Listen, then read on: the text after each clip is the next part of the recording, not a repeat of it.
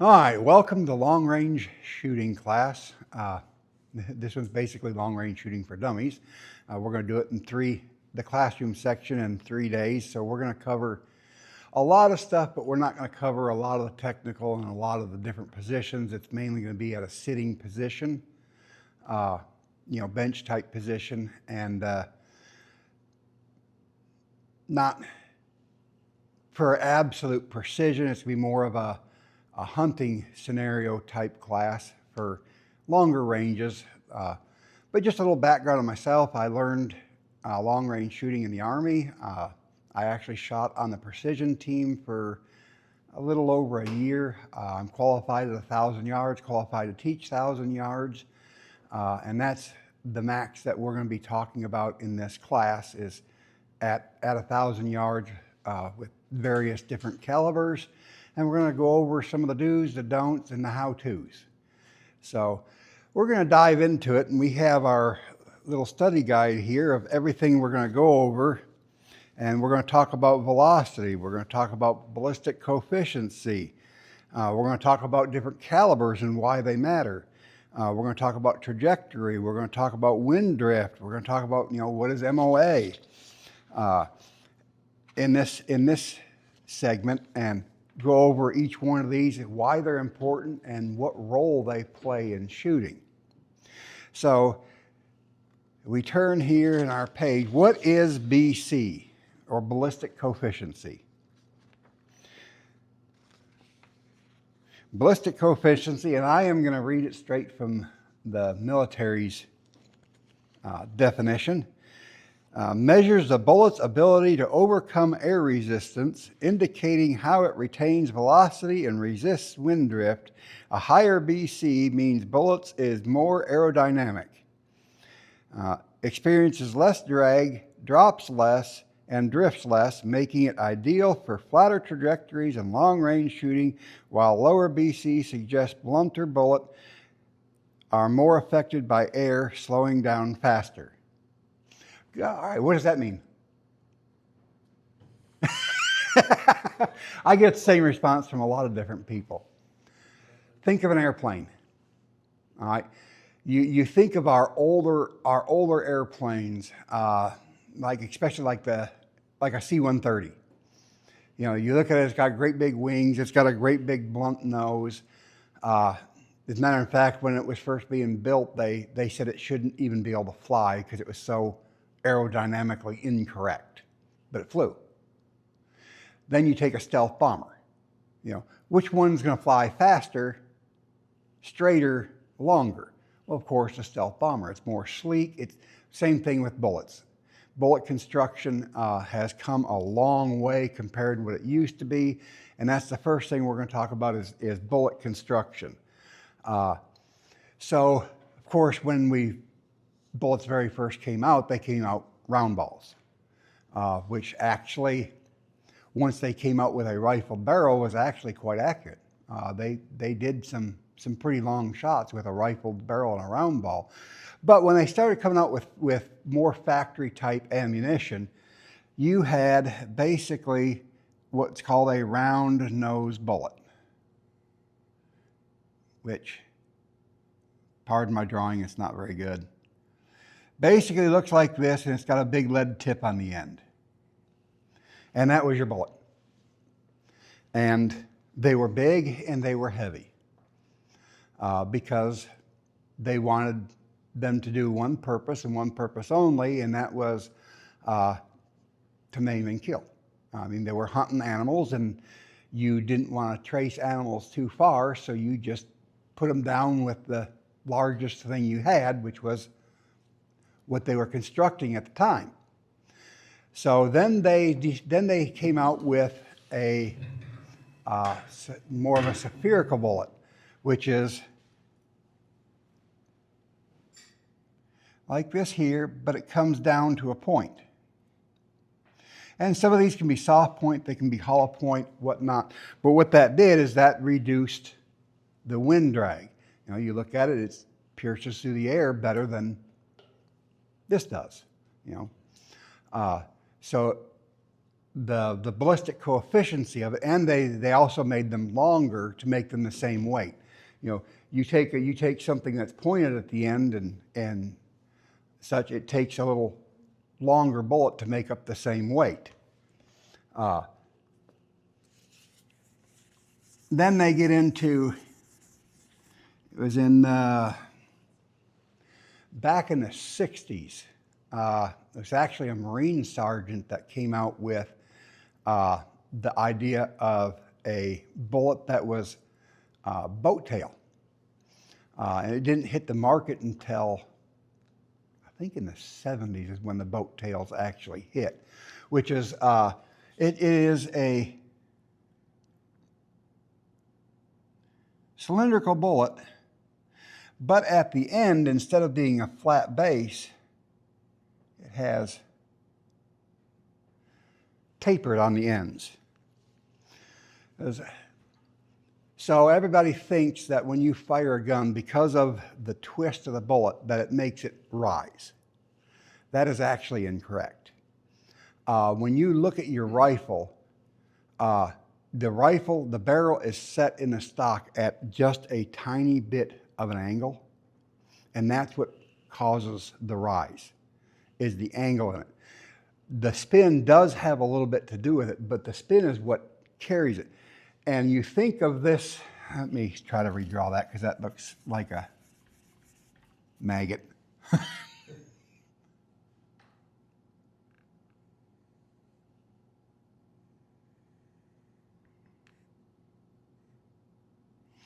So you think of this like a sailboat. So as they found, as versus a flat base bullet, they found as this thing is flying through the air currents were coming in, and instead of going around like this, they actually come up and go out, which would cause, at longer range, especially at longer range, would cause destabilization, cause your bullet to tumble rather than fly straight. Wherein as this, they actually found it would bring the air currents in and actually help keep the bullet stable while flying through the air. So 90% of your long range, extreme long range bullets are going to be a boat tail construction. Now, does that mean a flat base bullet won't work? Yes, they do. I'll use my 223 for instance. I have a Savage 223 that I put a different barrel on, and a 55 grain soft point flat base bullet works great at 700 yards. Then again, it falls down to your rifle, what your rifle likes, what your rifle doesn't like. There's so many different combinations of things. It's one of those things where you have to just sit and try different ammunition to see what your rifle likes. Another little thing I'll just add is if you decide that you want to get into precision shooting, reloading is really the way to go. We're gonna, we talk about these bullets right here, and you can buy really good match grade ammunition. I know Federal has it. I know Hornady has it. Sierra is making some ammunition that's pretty good. But when you're talking 20 rounds for $80 to $100 a box, it's not something you want to go to the range and shoot, 100 a day. It's a bit pricey. So reloading comes in, and you get to tune a cartridge to your rifle. But that is ballistic coefficient. The higher the BC means, the greater it flies through the air. And then you have your different G-rated bullets, which falls back into ballistic coefficient. You'll see some of them, you'll see G1, G2, G3. I don't even think they make a G4 bullet anymore. Yeah. But your G1 is your most ballistic coefficient bullet. That's the one that's going to fly through the air the best. Now, just remembering in that, most of your long-range shooting bullets are not going to be what you want to use for hunting applications. They are specifically made for going a long distance hitting paper. Some of the best bullets that I've used for long range in that were all full metal jacket or hollow points. For some reason, hollow points have a great sectional density, which just makes them very unique for flying through the air. You know, that's all useful information, but what does it mean to you? What it means to you is, what ammunition are you going to choose for your rifle? And that boils down to, again, what kind of rifle you have, what kind of combination you have, what kind of rifling grooves you have in your rifle, what your rifle likes.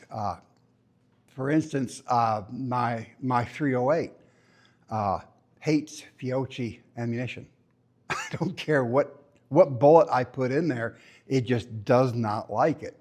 But now the Hornady, anything Hornady I put in there, most of it likes quite well, and it loves between 150 and 168 grain bullet. I've loaded some 110 grains just for practice, just to see how it does. The last ones I loaded, it didn't do super great. But the 168s, which is usually what most competition in 308 shoot, is like a 168 grain, are great for it. Yeah. But anyways, yeah. Ballistic coefficiency it's how the bullet is constructed also. So you have, there are a lot of different places you can get information. We're not going to get into much of this because it's so much information. Every bullet maker has their own way of making projectiles, and they're trade secrets because that's what they do. And you know, but there are 3 major companies that I use for long-range bullets, and that is Hornady, Sierra, and Barnes makes a really, really nice bullet for the 308. That long range, it is the long range, I can't remember the name of it now, but anyways, it's specifically made for long range. Really nice bullet. So, you know, that's one of the factors you have to think about when you decide to do long range, is selecting the right bullet for your caliber. And we're going to get into some of that here in just a minute. Yeah. If you're new into precision shooting, how do you choose ammunition? What do you just go down to the local Walmart and just buy something? Actually, yeah, you do. You do. You just go down to the local Walmart and buy some ammunition. Or if you have friends that have the same caliber, see if you can borrow 4 or 5 rounds of each of their ammunition, take it out to range and start shooting it, because it's going to give you an idea of what bullet your rifle likes, what load type your bullet likes, or your rifle likes. So if you take your 308 out and you shoot 150 grains, and every type of ammunition you shoot, they're shooting all over the place, there's a good chance it probably doesn't like that bullet. You know, because a lot of people don't want to get into reloading and buy, 100 bullets of 10 different bullets, and the rest of them aren't really used much because they're totally inaccurate in your rifle. But with the different powders we have nowadays, you can use them for something. But anyway, so that's one of the very first things you want to look at for long range is bullet coefficiency. You want to make sure you have the right bullet for the right application for the range that you're wanting to shoot. And they differ. You don't necessarily have to have that huge high BC bullet to do a 500-yard shoot like you would a 700-yard shoot. You could very easily use a flat base bullet at 500 yards because the ballistic tables and such show that After 500 yards is when everything really starts affecting that projectile. But that also depends on the caliber you're shooting. Also in that, what goes along with it is trajectory. What is trajectory? Is that the path that a bullet takes to the target? That is the path the bullet takes to a target. How many factors are in trajectory?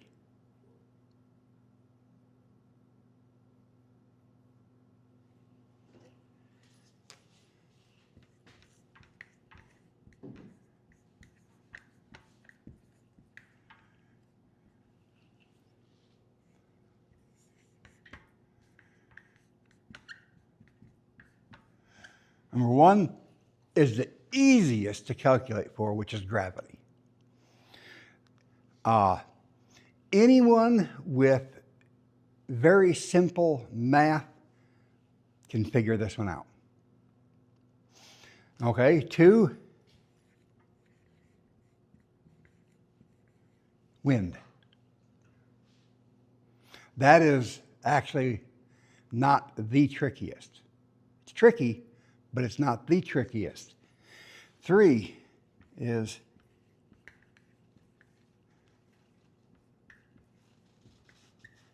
temperature. How hot is your barrel? If you're starting out on a 90-degree day, your barrel's already 90 degrees. If you're sitting in the sun, that barrel could already be 120 degrees. And we all know that the hotter the barrel, the softer the metal, therefore you're getting more sporadic, you're going all over the place. 4,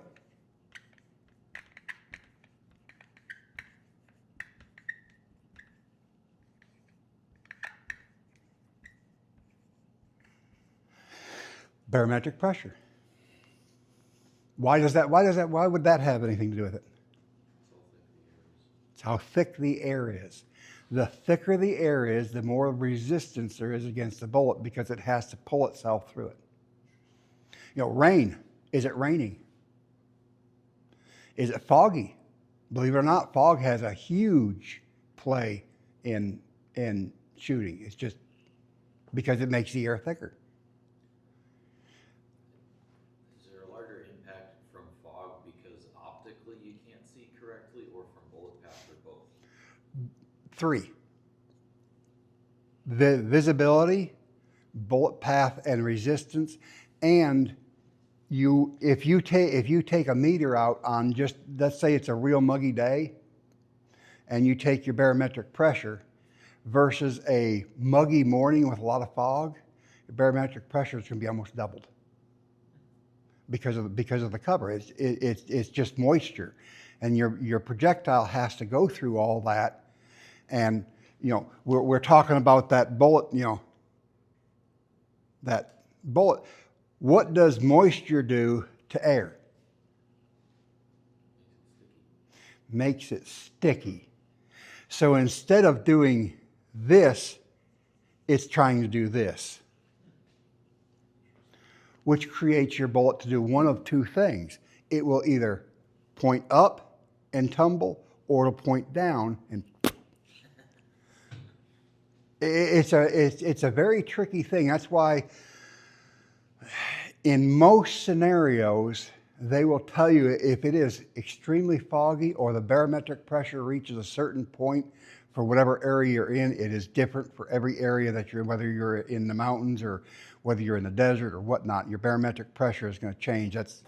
You have to do a little research into every area you go into. But they'll tell you once a certain barometric pressure reaches, or in certain conditions, if you don't have to take the shot, don't. Because there is a very strong likelihood that it is not going to make it. That's why you see a lot of these competitions, they watch the weather. And I have seen many PRS, NRA competitions get put on hold because of weather conditions. Because they know you can go shoot. I mean, anybody can pull a trigger, but it is going to be very few bullets are going to actually reach the target because there's just so many different variables. And Barometric pressure is one of the hardest to calculate for. But since we're talking about this, gravity is, you look at a ballistics chart, you can see how it's going down. But in this, what is the other thing, one of the biggest things that varies in this topic? It's in our notes. Velocity.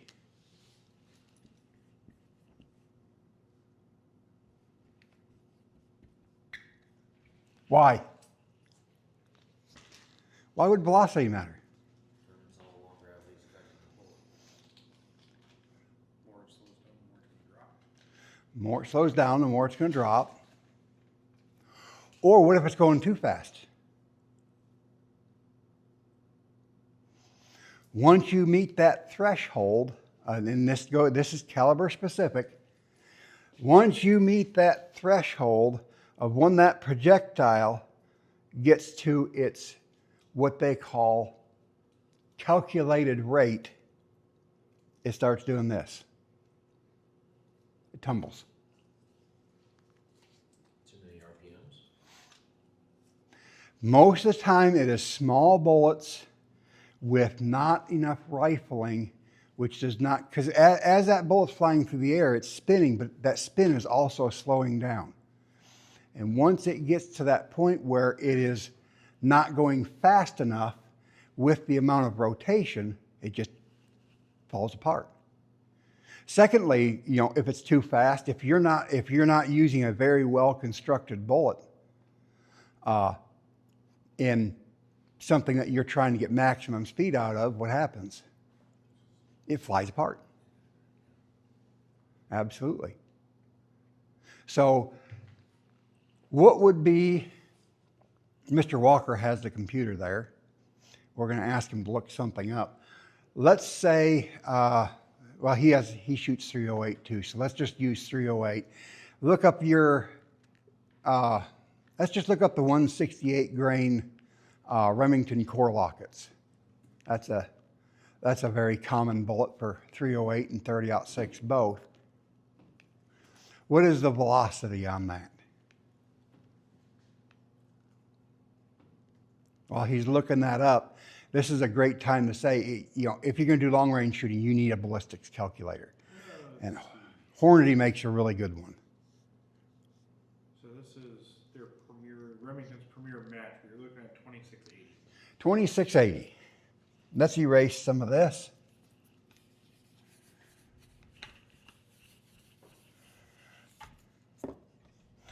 So let's go 308, 8, win 168 at 2680.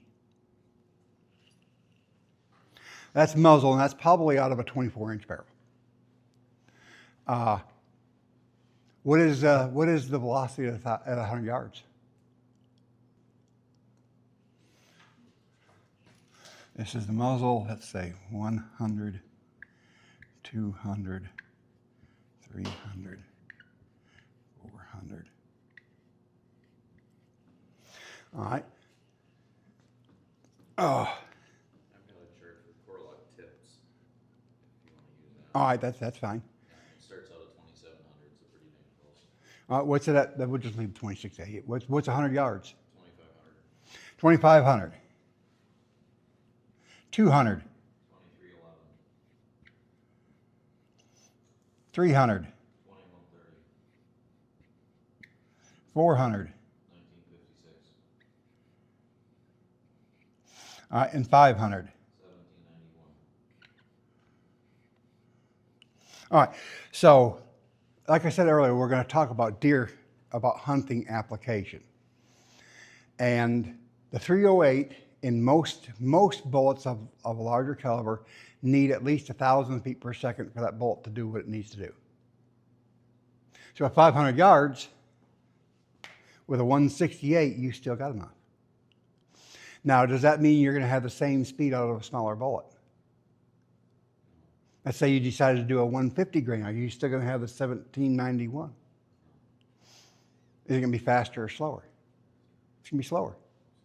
smaller bullet, it doesn't have the mass, so therefore air affects it more. So it's not going to be, because the 168 grain is one of the most stable bullets for the 308. Ballistically, it is the bullet for the 308. That's just the science behind it. That is what most of your long-range shooters use. That's what the military uses, or used. They don't use much of the 308s anymore. But, you know, when I was shooting in the precision shooting field of the military, that's what we used. We used a 168 grain. We actually used a hollow point. But once you get past 700 yards, you are going into the field of that bullet isn't going to be anywhere near as effective as what it did here. Will it still work? It'll still work. It'll still work at 1,000 yards. You know, there's been all kinds of records of the 308 doing lethal shots at over 1,000 yards. Thing is they're from very, very, very skilled people. You know, so as far as what we're talking about now, I'm going to say that if you want to shoot the 308 out to its farthest capabilities, as of right now, we're going to keep it at around 7. What do you have 700 yards on that? It doesn't go to 700. It's Remington's website. Okay. Well, I know with my 308 that I was using, it was right around like 1094 or something like it. It was like 1094 at 700 yards. Which is still 1,000 feet that most bullets need to do what they need to do.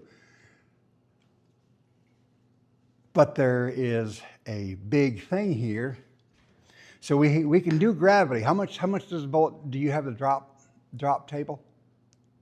50 inches at 100 yards. 50 inches at 100 yards. If it's zeroed at 200. If it's zeroed at 200, you're... That's what Remington has. Even this chart, they have it zeroed at 200, and yeah, 500 yards, you're looking at a 50-inch drop. Yeah, 50-inch drop at 500.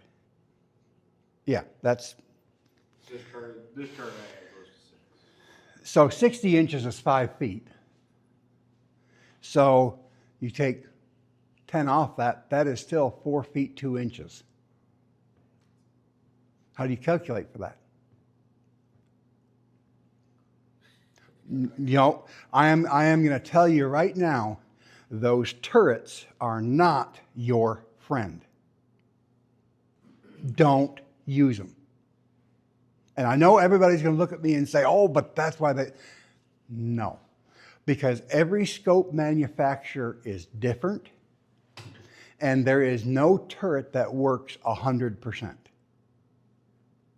I don't care how much you pay for your scope, it's not 100%. I use MilDot for a reason.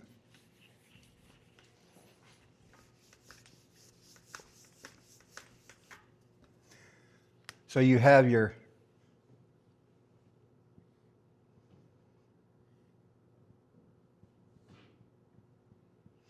I use my MilDot scope for a reason. If I sight in at 200 yards, I know right there is on at 200 yards. Then you practice. You go out to 300 yards. Is that MilDot at 300 yards? Probably not. But that's when you have your dope book beside you and you start shooting until you find where in there is 300 yards and you write it down. Then you go to 400, then you go to 500, and you keep doing that back and forth. Same thing with wind. You find windy days, you read the wind, and you do the same thing. Because there are going to be times and there are situations where you don't have time to turn turrets. If you're in a situation where you have 3 to 5 seconds to make the shot, and it takes you 2 minutes to turn the turrets, it's done. I'm not saying you can't use the turrets in a competition shooting, but what I am saying is get used to not using them, because what happens if, you know, let's just say a military scenario were to happen and somebody hands you a rifle and you walk out and it does not have target turrets on it, what do you do? Oh, I can't, let me trade this back in because it doesn't, no, you have to know how to read what you have. So if you don't learn to read it this way and you just use those turrets, you're going to find one of two things. You're going to find, number one, that every time you shoot at that range, it's going to be off just a tiny bit because the turrets didn't go exactly the way they were supposed to. Or, there are times, you see a lot of people when they adjust their scope, they take a cartridge and tap the side of the scope.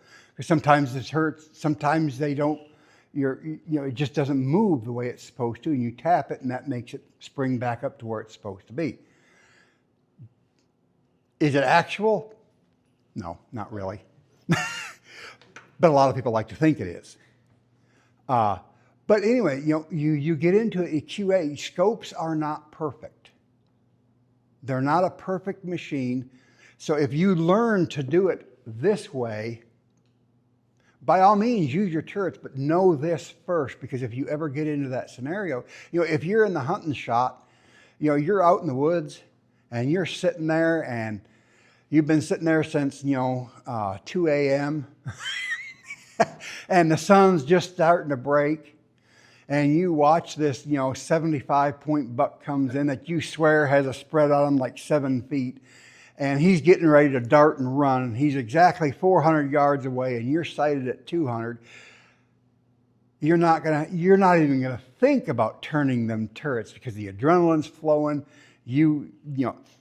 But if you have this mastered, you automatically know, 400 yards I hold here. All right. So the second thing, how do you read the wind?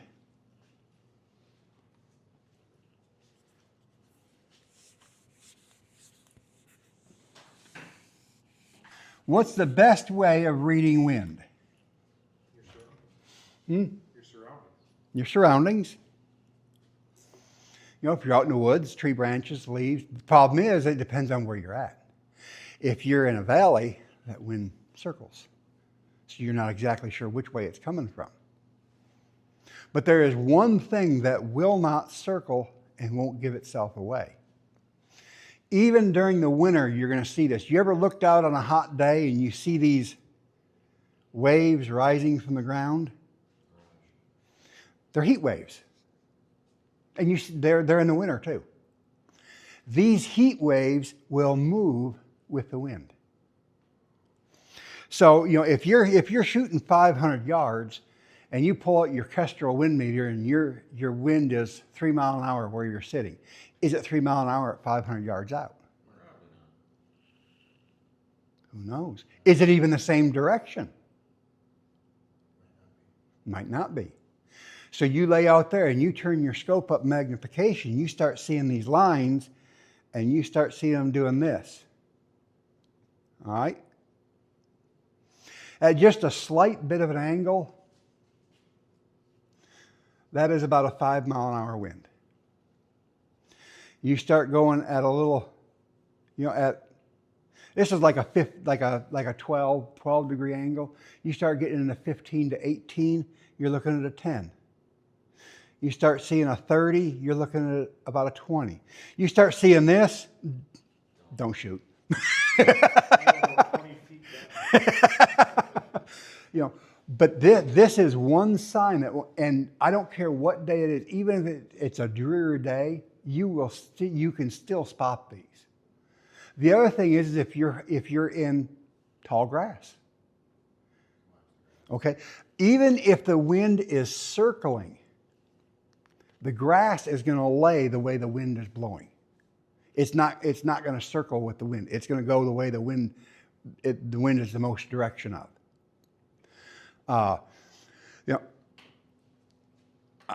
If deer hunting scenarios. So when I'm deer hunting, if I know that I have longer ranges, I walk in every direction, and every 100 yards, I tie a ribbon around a tree. I look out there and say, oh, the wind's going that way. If it's really a flopping in the wind, it's probably at least a 10 mile an hour wind or stronger. It's not perfect, but at least you know which way the wind is moving. You know, if you're in an area, you know, you can look at flags. Flags are a great thing. You look at flags, and if a flag is just barely moving, you're probably 3 to 5 mile an hour wind. It starts, you know, if it's just a flopping in the wind, don't do it. So those are really easy ways to read the wind. Now, how do you compensate for wind? And how much do you compensate? The opposite direction the wind's blowing. Yeah, you go the opposite direction the wind is blowing. But wind has two great effects on a bullet. So it makes you veer off sideways. It also makes you drop faster. Because as that wind is grabbing it and pushing it, it's also making it slow down. Now, there is a mathematical equation that I can give you for figuring out wind, but it is caliber specific. And each caliber, it's a different equation. Because you're running different speeds, you're running different bullet weights. Every bullet weight has a different thing. The best thing to do, and the way that I was told, because I asked that question, I said, how do I adjust for wind? And they said, practice. Find days that are a little windy, put yourself into a situation where it's windy, aim straight up, and you don't have to go far. You can figure out wind distance at 200 yards and how your bullet reacts. So at 200 yards, let's just use a number, a roundabout easy number to work with. Now, I'm going to ask an extremely hard math problem. At 200 yards, if you are aiming at this dot, right, and you hit 2 inches left, what should your next shot be? 2 inches to the right of where you held the first time. Do you know how many people make this so complicated that they can't figure it out? I have been in so many classes where people look at me and say, well, you aim 4 inches over here, that way you can hit here.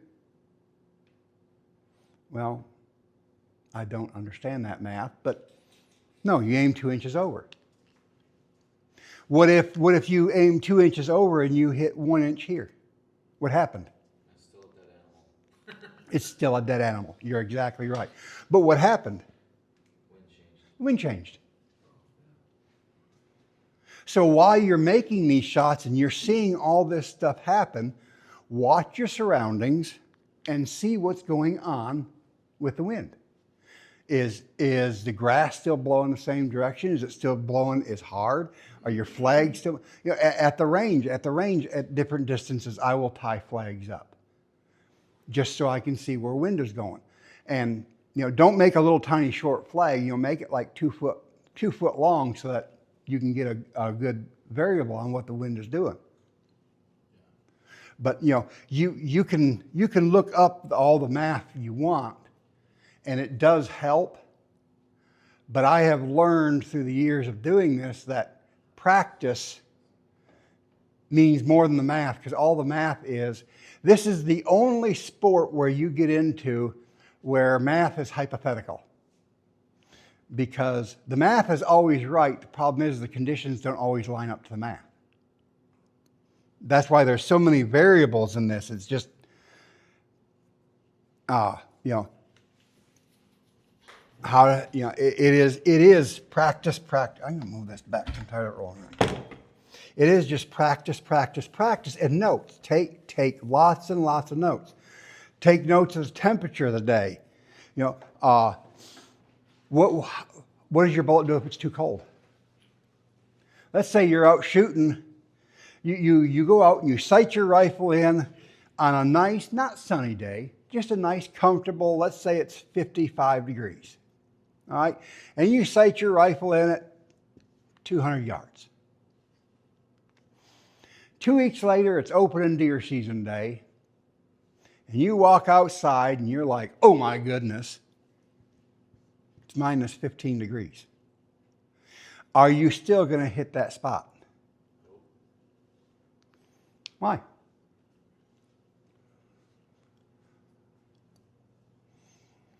Okay. Anybody ever seen a video of a rifle shooting in slow motion? So your barrel kind of does this. It's called barrel harmonics. It kind of does this. The colder it is, the more brittle steel is, the less it moves. So you're not going to hit in the same spot. But if you've been out practicing and you've been shooting in this stuff and you've got it in your notes, when Big Stumpy walks by, you know, oh, wait a minute, what's the temperature? I know I'm going to be off a certain degree. Now I can hold for that. Also, the colder it is, wind has more effect. Is the air drier or wetter when it's cold? Actually, you're right, it's wetter. It is crisper. It's harder for a bullet to fly through, so you're going to have more resistance in the cold. You're going to have almost as much resistance as you would a high barometric pressure. So the key here is practice. Now, what's the number one variable about wind? The number one always about wind. You're always going to have some. There is no day where you're going to be out there where there is absolutely zero wind. And when you're shooting 1,000 yards, you're going way out there. How much wind does it take to move that projectile? In mine, a 1 mile an hour wind at 1,000 yards will move that bullet 1.8 inches. And that's just a 1 mile an hour wind.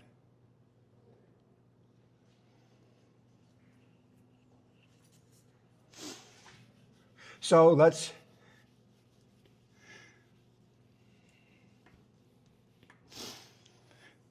talk a little bit about some of these things in caliber. So what's the best caliber to use for long range shooting? Yes. Nowadays it's all 6mm mostly. Back then, 30 caliber was kind of the standard. I will tell you this, the best caliber to use for long range is the caliber you own. Because there are so many people that say, oh, I got to have 25 different rifles, each one with a different application. That's fine. If that's what you choose to do, that's your choice. The only thing is, if you've got one classified as long range, all right, and you've got 24 others that you're trying to shoot and keep up with, how much practice are you getting with your long range application rifle? Not much. So when you go to the range, I can say this because I've done it. So I had 5 or 6 different rifles, 5 or 6 different applications. I go to the range, I get all set up with my rifle. There's what I'm aiming for, and I'm hitting here, I'm hitting here, I'm hitting way over here. I'm thinking, what on earth is going on? I shot this rifle 3 months ago, it was doing great. I happen to look at my notes, and I've got the notes for the wrong caliber. You know? It's not hard to do. Really, it's not. When you've got 5 or 6 different books, and you know, you're supposed to be up at 7 o'clock in the morning to leave to go to the meet, and you wake up at 7:30 and you're just grabbing stuff, trying to run out the door and go, and you get there and you're already late, and you're just opening your notes. Oh, the target's 500 yards away. Aim here, here, here, and here, and you start shooting. You're like, what's going on? And then you happen to look at your book and you go, oh, man. So, you know, it's not about how many rifles you own. It's about how many rifles you use and how many you practice with. And if you want to do long range, you need one particular rifle that you shoot the most. because otherwise you're going to end up confusing everything else with it, or you're not going to get enough practice with it. And you would actually be surprised how many times this has actually happened to a lot of other people. It is, we laugh about it, but it's no, trust me, it's no fun to be in that spot. People look, what are you doing? Well, I'm shooting a 308, but I got my notes for the 5.56. But it happens. So caliber is really about how far you want to go. If you want to do 1,000 yards, there are some great calibers out there. It also depends on what you can do. A lot of people are using the 300 Winchester mag for long range shooting now, which is great. If you've got a great muzzle brake on it, it's not bad. Me, I do not like going home and having to put, 17 pounds of ice in my shoulder after shooting 50 or 60 rounds because of the recoil. So, if you're a big guy that can really take recoil, use it. So you're like so 6.5s, your 30 cal, like 308. You don't want to take a 30 carbine out there and try to shoot long range. You're not going to get very far. So you definitely want to pick something that's going to go. Your 7 mils.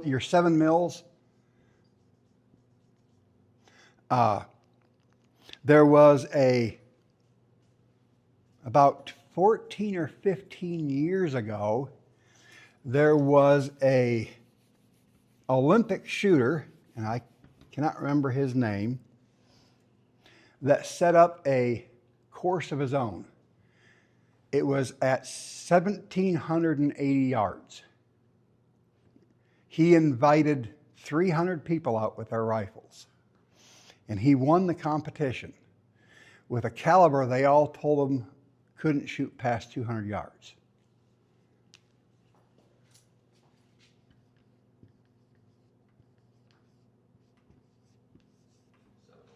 .7mm.8.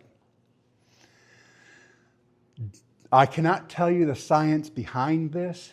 Your 7mm bullets are the most stabilized bullets out there.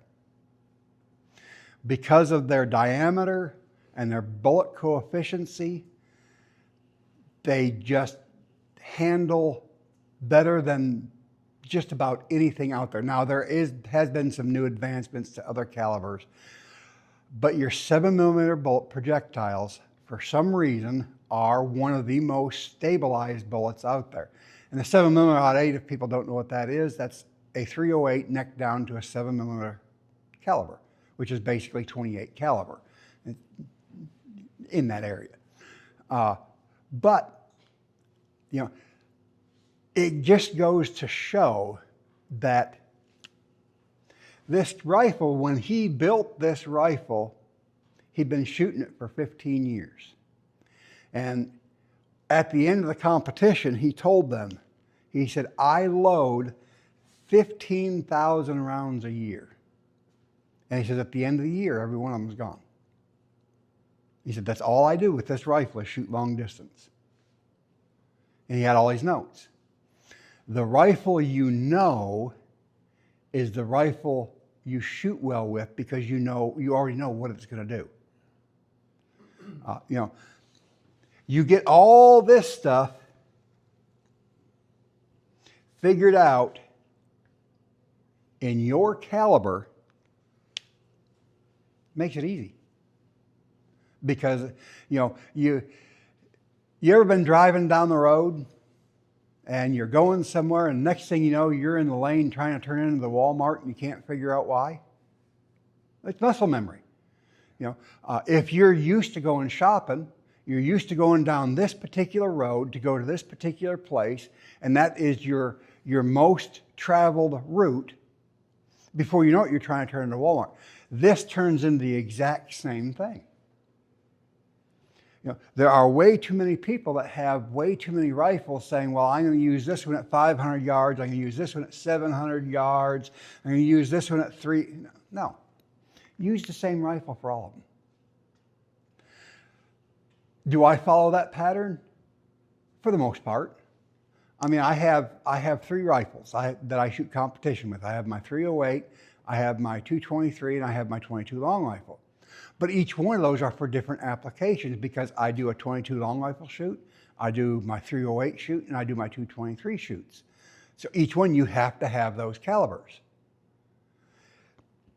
But I try my best to make sure I shoot each one the same amount of time. And I'm doing all this for each one and keeping good notes. And I've learned, tape your dope book to the gun.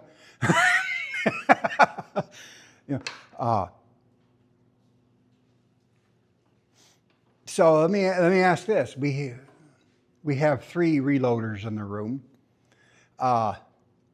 What's your go-to caliber if you think you're going to be shooting anything from 100 to 500 yards? 270. Okay. We've got 2 really, really, really good calibers there. 6.5 Creedmoor? All right.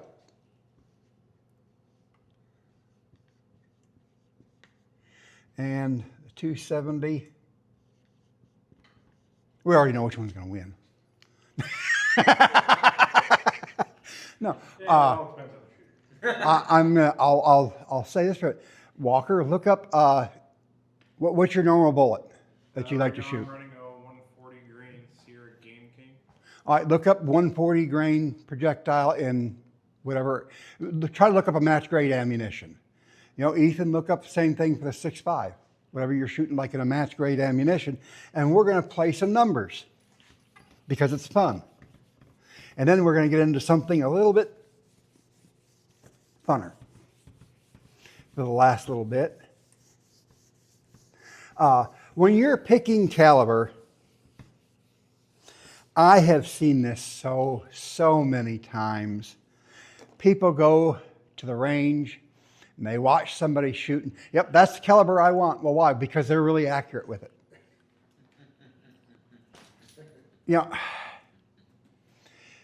It's not the fact that that caliber is accurate. It's the fact that that person has had a lot of practice with that caliber. You take me, for instance. I have had 2 shoulder surgeries.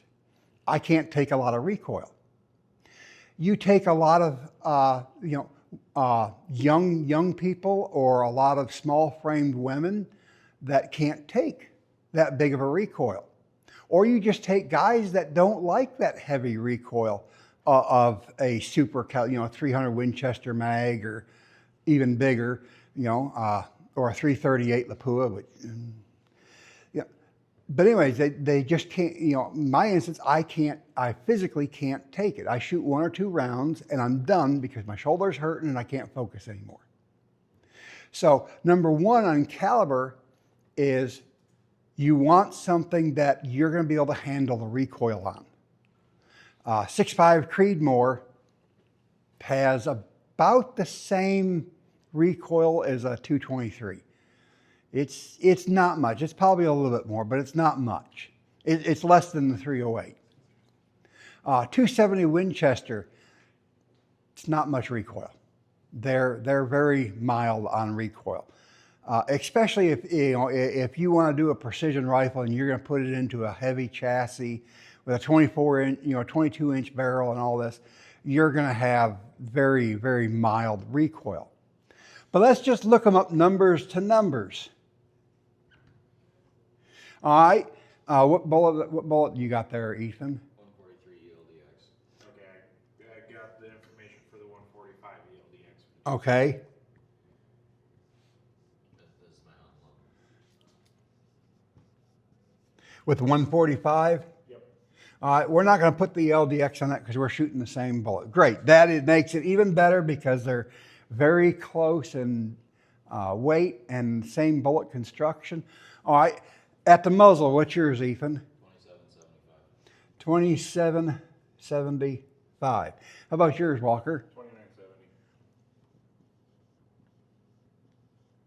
Now, a lot of people are going to stop right there and say, oh, it's faster, it's better.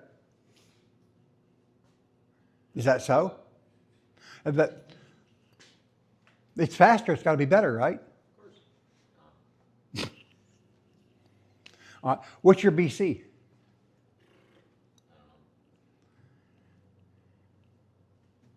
They're going to be real super close to the same BC. G7's 291.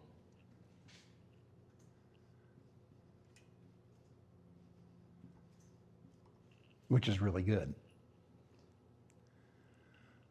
Boy, I'm working on it. All right, well, while Walker's working on his, we're going to say muzzle 1, 2, 3, 4, 5. All right, what's at 100 yards, Ethan? Muzzle velocity. Or not muzzle velocity, velocity at 1,000 yards. 26, 100 yards. 26, 23. You get your BC there? What are we using, G1 or G7? G7. 270.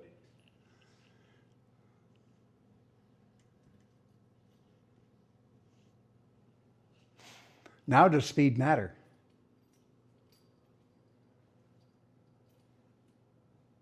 Nope.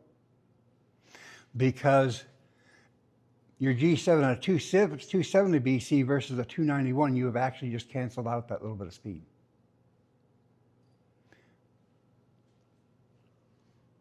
Why? Aerodynamics. All right. We'll finish yours out here, Mr. Ethan. What's 200 yards? 2474. 300. 2328. 400. 2185. 500. 2046.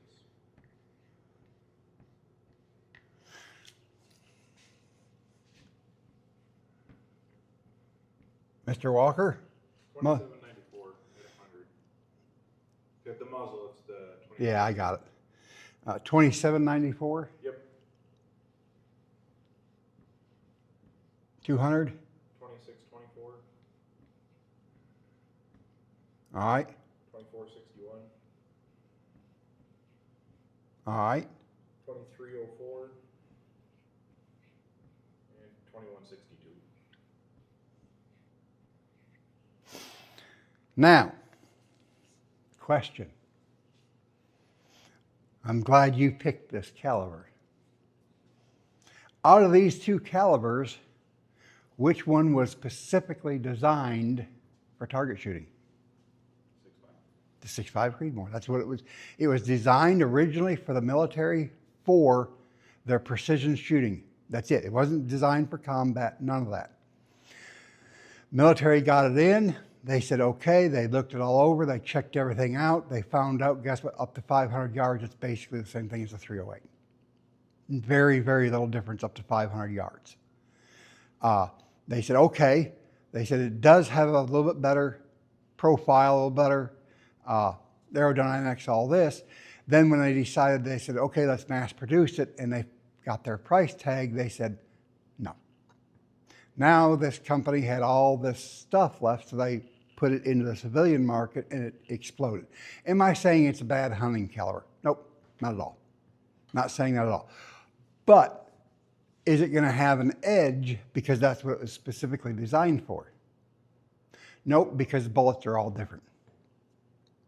So we're going to look at 100 yards.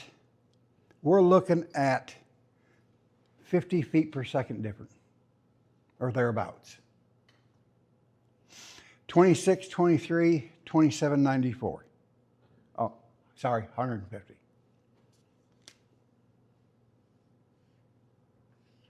All right.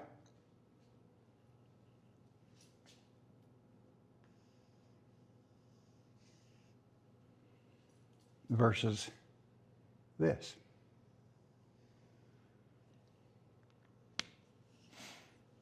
Thing is, even though this is more speed, which one's more aerodynamical? The 6.5. Am I saying it's better than the 270? Not at all. Because One thing about the 6.5 is when you start adding wind, barometric pressure, gravity. Just remember, just because the bullet is longer and it's more aerodynamic, what else does it have? Longer bearing surface. It has a longer bearing surface, which means it has more pull down force, which means it has to be more aerodynamical to try to pull against that. Now, we take all the way out to 500, and the 270 is running a bit faster on each one. All right. So, question is, if you owned both these calibers, all right, and you're wanting to shoot long range, which one do you shoot long range with?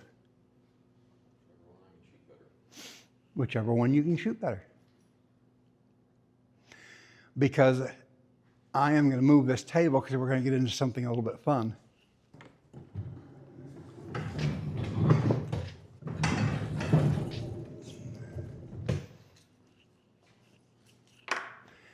And I'm going to set this down, and I'm going to go grab this.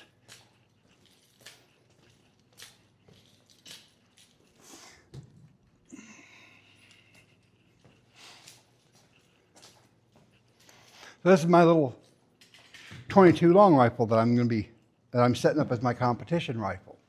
Now let's look at something here. Let's say I have this rifle all set up. All right, I'm getting into it. I'm shooting with it. I'm doing good because I have it all set up for me. All right, shooting great with it. Now I look up and say, "Hey, Ethan, come shoot this gun. Come on, come get into it."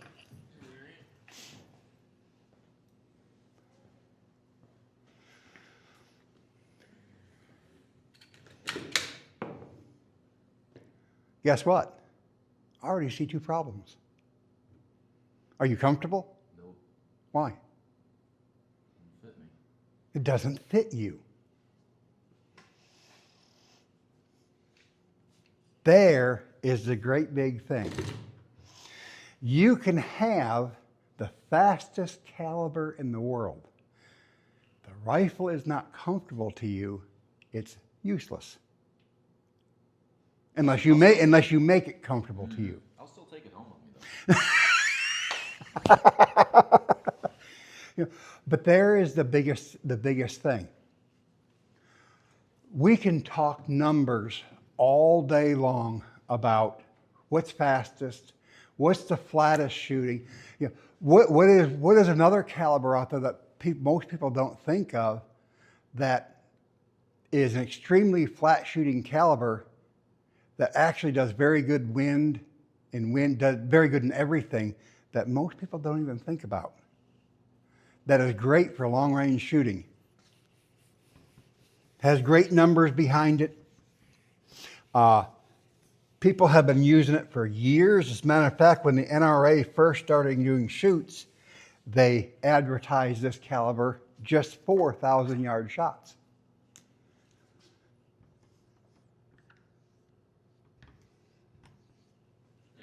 .25-06. 25-06 is a lot like the 7mm.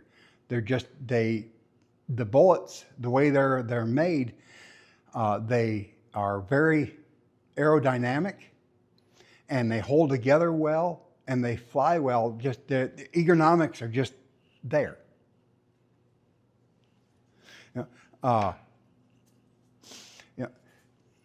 Is it the fastest shooting? No. It's fast.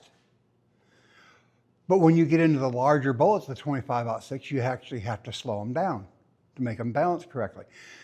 Speed is not always the greatest thing. Like, let's take this, we go back to the 6.5 Creedmoor. All right. Story after story after story, I've heard people shot a deer at 100 yards with my 6.5 Creedmoor. It's a piece of junk. I had to chase that deer 300 yards. Why? You suck at shooting. Nope. Wrong bullet. Wrong bullet. Problem is, the 6.5 Creedmoor is going so fast with its smaller bullet, and a lot of the bullets that are made, it is ripping right through the animal before the bullet has time to do its job. So there, bullet choice is one of the biggest factors. You do not, for long range shooting, you do not want a rapid expansion bullet. Mainly because for a rapid expansion bullet, you have to slow it down. Otherwise, it doesn't do rapid expansion. It just goes right through.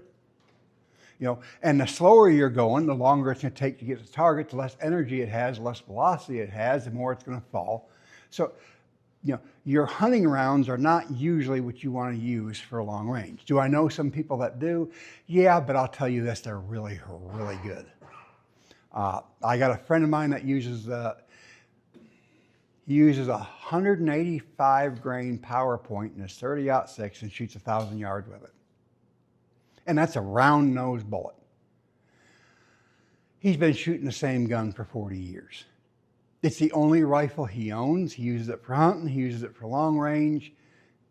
He just really knows the rifle. He really knows where it's going. He's been using the same load for all those years.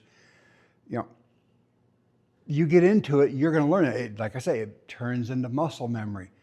You know exactly where it's going to go. You know exactly what it's going to do. You know what the weather is going to do to it. Practice, practice, practice. So caliber-wise isn't super. Now, would I take a 223 and try to shoot 1,000 yards with it? Yeah, I'd try it. Is it going to be super effective? No. It's not. That's not what that caliber is made for. That caliber is not made for a 1,000-yard shot. Now, my 308, on the other hand, is capable of it. Is there other calibers that are better at it? Yes. But when it boils down to it, number one, you have to choose something that's comfortable. You have to find something that's comfortable to you. And then you have to find something that is shootable for you. Something that, not going to throw your shoulder out of joint every time you pull the trigger.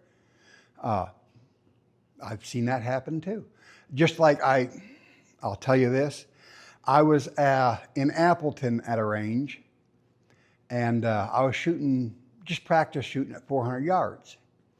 And I had this gentleman come down and sit beside me, and I happened to look over, and he opened his case, and he pulled out this beautiful, completely custom-built Browning.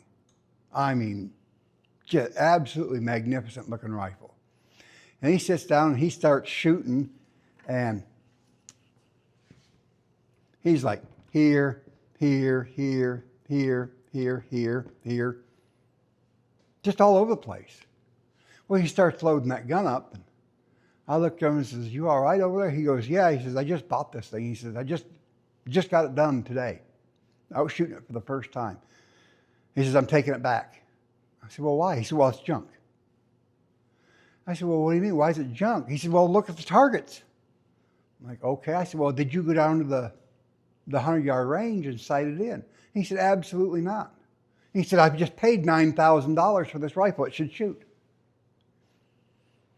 You're going to run into people like that. Learn your weapon. Everybody thinks that they're going to go out to the range and start shooting long distance their first shots. Well, you have 50, and you have 100, and you have 150 on up.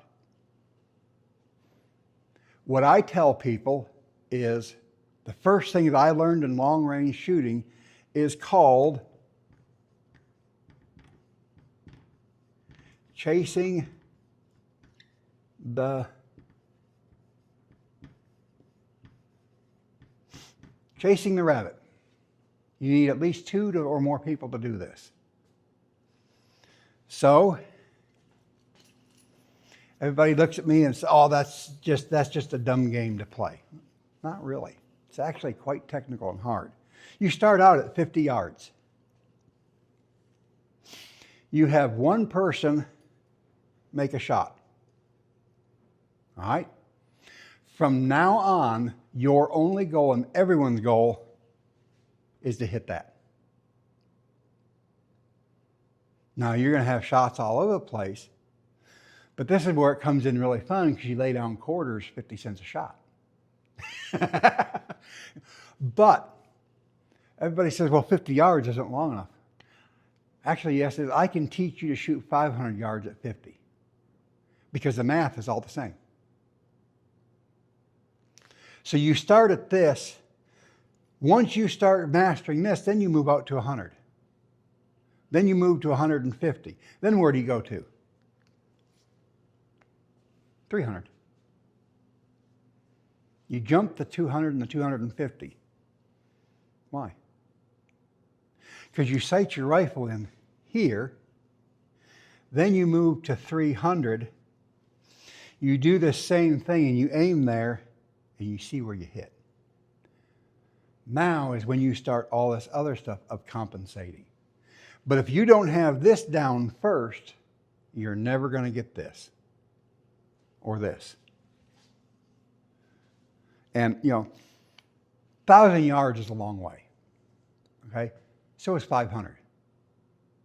I'm telling you, 500 yards is a long way. That's 5 football fields long. If you can go out to the range with your buddies and look up and say, I learned how to shoot 500 yards and you can do it consistently, I would go home very proud because 500 yards is a quarter of a mile. Don't think that if I'm only shooting 500 yards, I'm not doing long distance. What is long distance? What is considered long distance? This is going to surprise a lot of people. In my eyes, it really depends on the person of what they consider, because for some people, 200 yards is a chip shot. For other people that are used to only shooting, 7,500 yards, 200 yards, long distance. Okay, but in the books, what is considered long range? There's 2 standards. You have military and you have civilian. And I'm going to put it in yards rather than meters because I don't want to convert. Military says anything over 300 yards is long distance. In the civilian world, anything over 200 yards is considered long distance. This is also what your police forces go by. SWAT teams. Anything over 200 yards is considered long distance. In order to even begin a long range class in most of your police and SWAT forces, you have to be able to shoot consistently at 200 yards to even enter the program. Yeah, that's common sense. Well, the way the world is nowadays, but yeah, so if 200 yards is considered long distance, feel good about 500. In most scenarios, in the places that we hunt, where are you going to find places where you're going to shoot over 500 yards? Okay. Second question. Where are you going to find where you're going to be able to shoot 500 yards ethically? Not much. Because I'm not going to, I would not shoot at an animal any farther than that, even with my, I don't care what caliber it is, just because there are way too many variables. And that's the other thing. Don't go above what you know you can do. Because you're gonna get yourself in trouble, especially if you're hunting.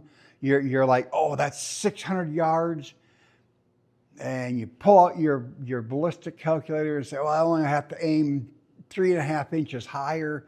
I can do it. and you shoot. Next thing you know, the animal's running through the woods. And you go down there and you find evidence that you have shot that animal in totally the wrong place. Now you've got a big tracking situation that you may not ever find the animal. You have one out there wounded, hurt, whatnot. You know, that is a big part of the aspect of long range shooting. Shooting paper, you know, if you hit the edge, it's no big deal. It's just paper. But if you're making ethical shots, you know, that has to come into consideration. So it is back to the great old saying, if it doesn't feel right, don't.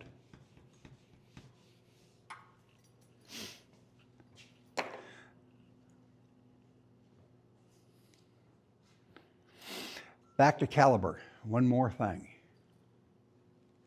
What's the and I heard this a lot. What is the perfect caliber? Besides that, no, I mean the absolute perfect caliber. What is the absolute perfect caliber?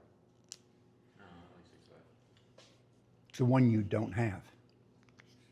Because there isn't one. Every caliber you choose is going to have drawbacks, it's going to have pros, it's going to have cons. But let's take, for instance, we're shooting from here,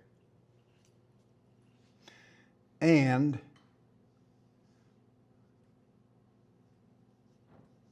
.500 yards. All right, time for you guys to do some math. You're shooting 500 yards. You're shooting with your 6.5, you're shooting with your 270. Time to start looking some stuff up. You have a 7-mile-an-hour wind to the right. Everything else is perfect. It's a 60-degree day. Barometric pressure is low, so you don't have to worry about all that. Everything else is perfect. But you're shooting at 500 yards. You are sighted in at 200. So if that is your scenario, what is your solution? Hold it up. Thank you.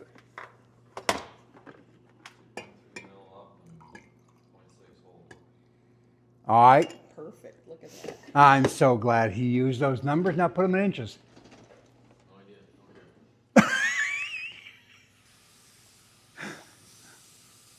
How much is a mil? A mil at 3.6 inches at 100 yards. So how much are you holding over and up? I don't know how much scopes and mils. I don't care about inches. All right, so how much are you holding? How much are you holding up? Hold up 2.3.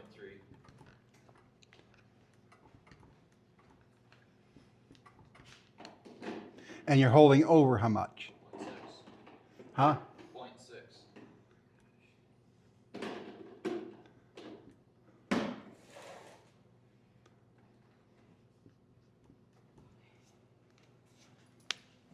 Is that going to guarantee you hit that spot? No. That'll be close. You're going to be real close. You're going to be real close. Let's say you hit here. What's the very first thing you do? Rack another round in the chamber, hold a little further left, and shoot again. Nope. Check your surroundings. Did the wind change? Did you go from a 7-mile-an-hour to a 9? Or you rack that other shell in and you happen to notice it went from a 7 to a 5. Now where are you going to go? Too far. Most shooting solutions, and that's the actual name of it. Shooting solution is you come up with your problem and your solution is where you're going to aim. In a practical world, a solution should take 3 to 5 minutes. That's not helpful. Nope. But in a perfect world, that's how much time it should be taking to do each solution, because you should be redoing the math every time. Now, is that perfect? Is that going to happen all the time? No. That's where muscle memory comes back in. You're doing this in your practice, so that when you get in the field, well, what's my math? No, you already have that in your mind, or you have it in your notebook. You know, you're not going to keep every solution in your head. It just doesn't work. If you absolutely know, and we're going to use inches again just because it's easier. If you automatically know, if you're shooting at 400 yards in a 10-mile-an-hour wind, and you're sighted in at 200 yards, you automatically know that you need to hold, let's just say 6 inches up. And in a 10-mile-an-hour wind, you need to hold 1.5 inches over. Okay? You automatically know that. You automatically know that for every 1 mile an hour of wind, you need to hold 0.2 inches more at 400 yards. Okay? So you're looking at everything, it's a 10-mile-an-hour wind. You've got everything all lined up for that shot. You're looking through your scope, and all of a sudden you see the grass move a little more. And you estimate that you have went from a 10-mile-an-hour wind to a 14-mile-an-hour wind. How much are you going to hold over? By how much? You know that for every 1 mile per hour wind, you have to hold 0.2 inches more because you've practiced it. So you're going to hold approximately half an inch more. But that's in your notebook. That's in your muscle memory. You know that looking through that scope, seeing the wind direction, seeing everything that's going on, oh, something changed. And that has to be, we get so hyper-focused on this that we forget about all of this. You know, you've heard of people getting tunnel vision in a car. We get tunnel vision on this.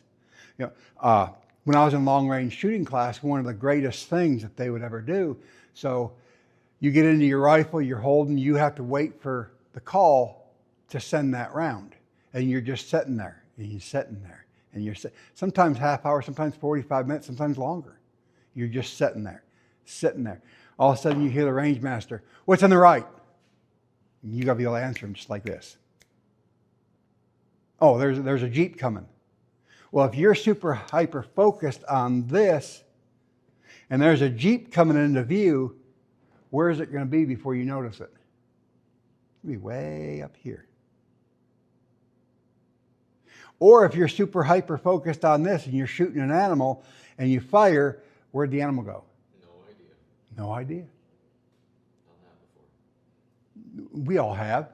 We've all done that. So, you know, it is a constant thing of training your mind to pay attention to everything around here. And I use this for an instance. I can't draw it, but anybody ever seen the arrow in the FedEx truck? Never seen the arrow in the FedEx truck? In the logo. Yeah. They paid $1.7 million for someone to draw that.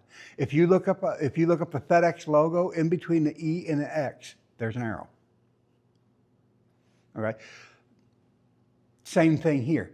You're always looking at your surroundings, because everything. When have you ever been in a shooting scenario where the deer walks out, and of course it takes, what you feel like 17 hours to move into the proper position. It's actually only like 7 minutes. But, where in that scenario has everything but the deer stayed completely the same? It doesn't. That's the great thing about the outside. It's always changing. And if you're not ready for it and you're not ready to compensate for it, we end up with a bad shot. Make sense? Yep. Clear as mud? Definitely.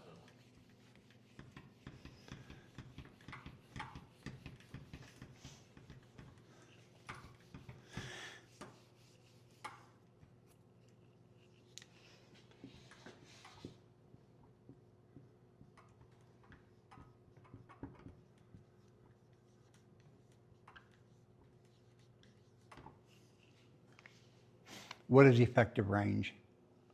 How long until your projectile no longer does what you want it to do? Or what it's designed to do? The best thing when you're choosing a caliber for long range shooting or you're wanting to hunt is find all the information you can about it. And Mr. Walker and I know about this from doing our YouTube channel, and I'm sure Ethan does too. You call some of these manufacturers, especially bullet manufacturers, and you say, I am using this caliber with this bullet. What is the total effective range? And they're going to tell you, they're going to ask you, what application are you doing? And let's just say it's deer. You know, thin-skinned animal, not hard to put down. If they look at you and say, let's just say you're shooting the 308 with, I shoot 150s, 150 grain soft point, and I use Hornady. So I call Hornady and I tell them I'm shooting a 308, 150 grain soft point. What is my effective range?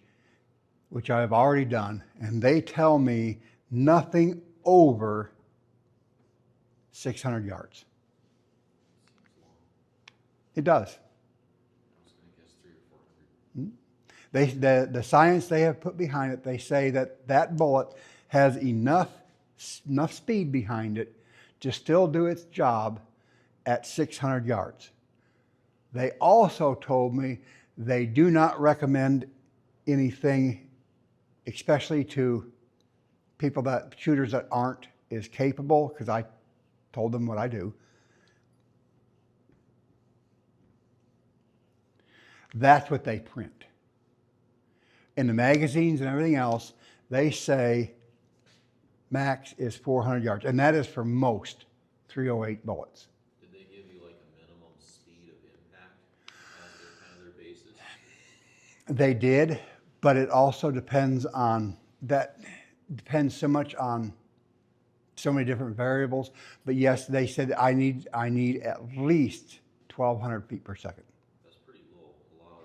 It is. Tip bullets are 1,800. But What he's using is an exposed lead tip. yeah, the exposed lead tip, it opens, it takes less velocity to open it. Now, I did not ask about some of these other bullets because this is what I've been shooting because it shoots so well in my 308. Right. And that's what I was deer hunting with. Yep. Don't be afraid to call these people and say, hey, I need the effective range. This is the caliber I'm shooting. This is the application I'm wanting to do it for. If you're wanting to go on an elk hunt, what bullet should you use? And what is the most effective range? I tell everyone, take this most effective range and back it down by 15%. Because it gives you a small amount of margin. Right. You can do this. But should you? Just because we can, should we? But this is more theoretical. And also, which one is more ethical? Because you're going to run into so many more variables, especially if you're going to some place that you don't know, you've never been. Like if you're going out to Colorado to do elk hunts, and you have an effective range of 600 yards, but you've never really shot there, I'm going to say, you know what, I'm not going to put myself past 400 because there's just too many variables for me to mess up. So even in long range shooting, just because you shoot in your area at 1,000 or 500 or 400 yards, you move to a totally different area. And when you're talking about long range shooting, whatever bullet application you're using, you call these companies, they will tell you the effective range on a long range bullet. And if what you have chosen isn't great, they'll tell you, hey, try this one. Because they're the ones that have all the science behind it. They are a tool. Use them. Low, very well knowledge. Last thing, what are some of the components you need for long range shooting? Well, I mean, first component, you need the gun. You need a tool. I am not good at chucking rocks. Right, you need a rifle. What is the most important thing about the rifle? Needs to be consistent. Needs to be consistent. It needs to be comfortable. And lastly, I preach this on our YouTube channel. It has to be within your budget. Because if you guys, if you go out and buy something that you have to take a third mortgage out on the house, you're not going to be able to afford to shoot it. And it's not going to be fun because you're going to be so constrained that, you know. I met a guy who bought a 338 Lapua because he thought it was cool, but he had no money to shoot the dang thing. You know, you consider it's probably, what, $100 and some bucks a box? Yeah, right. Take this for instance, 22 long rifle.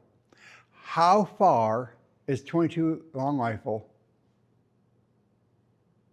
How far can you shoot 22 long rifle? According to the Accurately. box, you know, you shoot a mile and a half. It's dangerous up to a mile and a half. Is it lethal? It's probably going to be like dropping a fish pebble at about 20 feet at a mile and a half. They do very effective shoots at 500 yards with a 22 long rifle with match grade. That just shocks me. If you ever want something cool, look up the MTD, or MDT, Yeah. they make YouTube videos, and they were doing long range stuff with 22. They were shooting up to like 600 yards. Yeah. It seems to be the new in thing is use a 22 and how far can it go? Well, there's a whole precision series with ones behind 22s. Yeah. And it's literally just how far can you push it before you can't anymore. Yeah, but not everybody's going to buy match ammo. So you know what?